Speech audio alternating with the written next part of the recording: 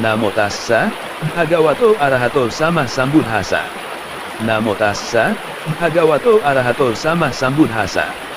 Namo tassa, bhagavato arahato sama sambuddhassa. Walaupun seseorang dapat menaklukkan ribuan musuh dalam ribuan kali pertempuran, namun sesungguhnya penakluk terbesar adalah orang yang dapat menaklukkan dirinya sendiri. Hammapada Sahasravaga 103. Namo Buddhaya. Saudara-saudara yang berbahagia dan terkasih dalam dharma, merupakan berkah yang termulia dari Tiratana, Tuhan Yang Maha Esa, para dewa, bodhisattva, gandhabha, naga dan teriring perlindungan karma baik, sehingga memiliki kesempatan untuk bertemu dengan semangat yang luar biasa. Marilah kita bersama-sama kembali mengagungkan Buddha dengan mengulang sabda beliau melalui sebuah dharma desana yang berjudul Karanya Metta Sutta.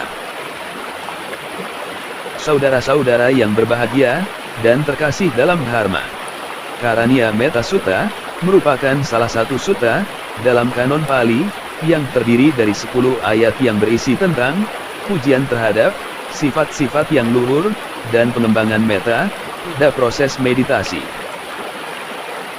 Karanya Metta Sutta dapat dijumpai pada Sutta Nipata, SN 18, dan Buddhapatha, KHP 9. Karanya Metta Sutta, sutta ini pun termasuk bagian dari Parita.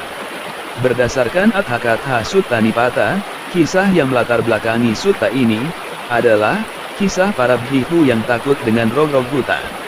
Karena roh-roh hutan merasa terganggu dan menyerang, karena hutan tempat tinggal mereka menjadi tempat para bhikkhu dan mengganggu dengan harapan pergi dari hutan tersebut. Sehingga banyak peristiwa mengerikan yang dialami para bhikkhu.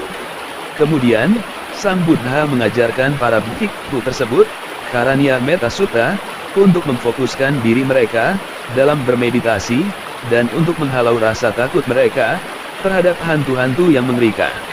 Para bhikkhu tersebut pun melantunkan Karanya Metta Sutta, dan kemudian aura di sekitar lebih positif, suasana membaik, dan roh-roh hutan tersebut diliputi kegembiraan setelah mendengar sutta ini. Kegembiraan membuat roh-roh hutan tersebut tenang dan bergembira, dari membenci menjadi menyayangi karena parita tersebut. Karanya Metta Sutta berisi tentang perenungan dan bacaan yang menekankan pada pengembangan metta melalui sifat yang luhur dan meditasi yang benar.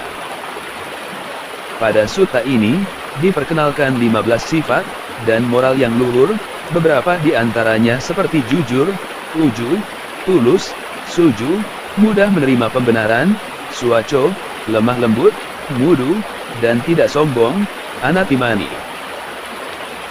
Dalam hal pengembangan melalui meditasi, ajarannya memperkenalkan satu keinginan yang disengaja untuk mempermudah proses pembentukan metta, Sukhino wa Yamino Hontu, semoga semua makhluk berbahagia dan tentram. 2 sarana untuk mengembangkan objek meditasi, kedekatan untuk suatu keinginan. 3 metafora, perspektif cinta kasih, seperti cinta kasih seorang ibu kepada anaknya, perihal bagaimana cara untuk menghargai meditasi dan menjaganya dengan baik. 4 cara untuk memancarkan cinta kasih metta ke segala penjuru. 5 pesan moral yang didapat dari sutta ini adalah bahwa sutta ini menjelaskan dengan sangat baik pelatihan meditasi cinta kasih yang telah banyak disalahpahami selama ini. Seorang yang terampil dalam hal yang bermanfaat untuk memperoleh kondisi damai. Agar memperoleh kondisi damai, yaitu sebagai berikut.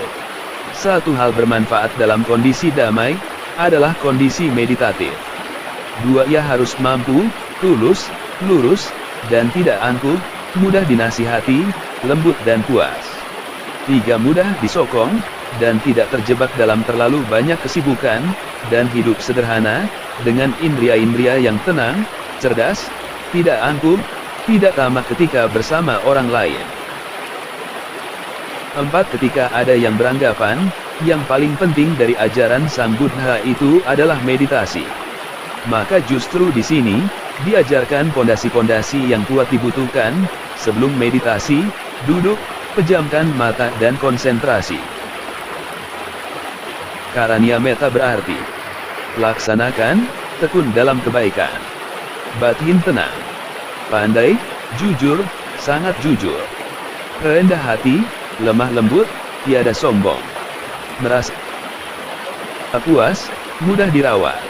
Tiada sibuk, sederhana hidupnya. Tenang indrianya, selalu waspada. Tahu malu, tidak melekat, tak berbuat kesalahan walaupun kecil, yang dapat dicela oleh para bijaksana.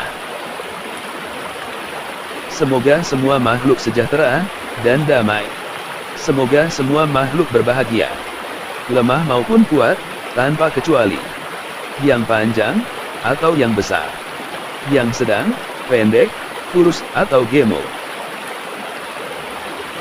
Terlihat, atau tidak terlihat. Jauh maupun yang dekat. Telah terlahir, atau yang akan dilahirkan. Semoga semuanya berbahagia. Hindari menipu, menghina siapa saja. Janganlah karena marah dan benci mengharapkan orang lain mendapat celaka. Bagaikan seorang ibu mempertaruhkan nyawanya untuk melindungi anaknya yang tunggal. Demikianlah terhadap semua makhluk. Dipancarkannya pikiran kasih sayang tanpa batas ke seluruh penjuru alam, ke atas, ke bawah, dan ke sekeliling. Tanpa rintangan, tanpa benci, atau permusuhan. Sewaktu berdiri, berjalan, atau duduk, atau berbaring sesaat sebelum tidur. Tekun mengembangkan kesadaran. Memiliki sila, dengan kebijaksanaan. Batin bersih, menghindari nafsu indria. Tetapi parita ini memiliki efek yang dahsyat, yaitu 1. Jika pelaksana melaksanakan dengan benar, didasari latihan moral yang baik, maka akan disayangi semua makhluk, baik yang terlihat maupun yang tidak terlihat, tetapi dengan batasan tertentu, pada tingkat alam yang lebih tinggi. 2. Makhluk yang membenci, berubah menjadi menyayangi, bahkan jika tidak dikendalikan, akan melekat pada yang mengamalkan parita tersebut. 3. Jika memiliki indera keenam, tetapi belum mampu mengendalikan diri, dapat menimbulkan efek ketakutan, merasa terganggu, karena sutta ini bukan hanya makhluk dengan tingkat lebih tinggi yang menyukai, tetapi masih banyak makhluk di alam menderita mengharap bantuan, dan menimbulkan getaran positif setelah mendengar parita ini. Semoga kedamaian selalu mengikuti pelaksana dhamma. Semoga cahaya terang Buddha selalu membimbing semua makhluk. Semoga semua makhluk, yang tampak maupun yang tidak tampak, memperoleh kebaikan dan kebahagiaan, sesuai dengan kondisi karmanya masing-masing.